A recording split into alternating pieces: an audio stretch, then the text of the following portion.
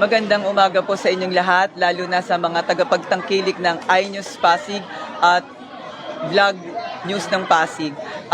Ako po si Jasdel Cabrera, ang tumatakbong SK Chairman mula sa Barangay Sumilang ng Team Arriba under ng One Team One Dream sa pakunguna ng aming kapitan na si May Ramos Gomez. At kasama ko po ngayon na magpa-file pa lang po ang aking mga kagawad. Unahin ko na po si Sofia Panlilio na kahapon po ay nakapag-file na siya.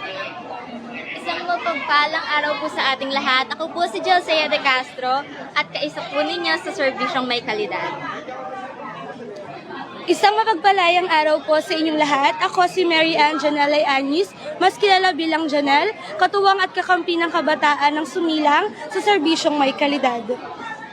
Ako po si JM Eugenio, kaisa sa serbisyong may kalidad. Ako po pala si Justin Ocampo Ison, kaisa nyo po sa serbisyong may kalidad. Isang malambig na umaga sa ating lahat. Ako po si Maynard Lontok, kagapay niyo po sa serbisyong may kalidad. At kayo po, ano po yung grupo ninyo? Ano ba ang layunin ng grupo Team Arriba? Ayun po, ang main core po ng Team Arriba, yun nga po, sa sinabi po namin, serbisyong may kalidad, serbisyong nararapat lalo na sa mga kabataan ng Sumilang para sa ikauunlad ng bawat isa. At syempre po, kami yung mga servers na relatable kung baga, na naunawaan namin kung ano yung pangangailangan ng kapwa namin kabataan. Sabi nga po nila, no, sino man po ang makakaunawa sa kapwa kabataan, kundi ang kapwa kabataan din niya.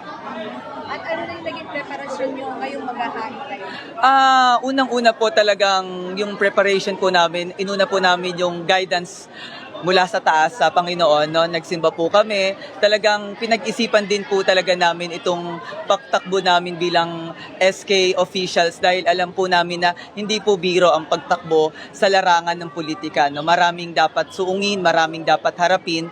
Kumbaga, the courage of the heart and the mind, no? Prepared heart and mind po talaga yung puhunan dito sa pagtakbo. And luckily naman po, we're so blessed na meron kaming mga supportive na mga kakilala mula sa aming pamilya at mga kaibigan na sumugal sa amin, nagtiwala sa amin. So, we are here returning the favor to them. Ano ang message mo para sa mga kabataan ng Sumilang?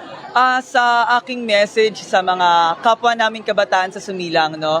Sana po bigyan nyo kami ng pagkakataon upang kayo'y mapaglingkuran, no? Sabi nga po sa motto ng Sumilang, Sumilang ang dakilang liwanag ng katwirang magtanggol ng kalayaan.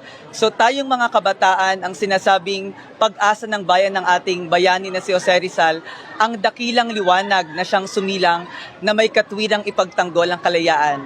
Kaya kaming mga servers, we are compassionate servers, dedicated servers, God-fearing servers, and listening servers. Kasi po, nandun po yung paniniwala namin na kapag naging totoo kami sa sarili namin, sa aming adhikain, all will be well, everything will be good. Okay, thank you so much. Thank you po. Maraming salamat po sa inyong lahat.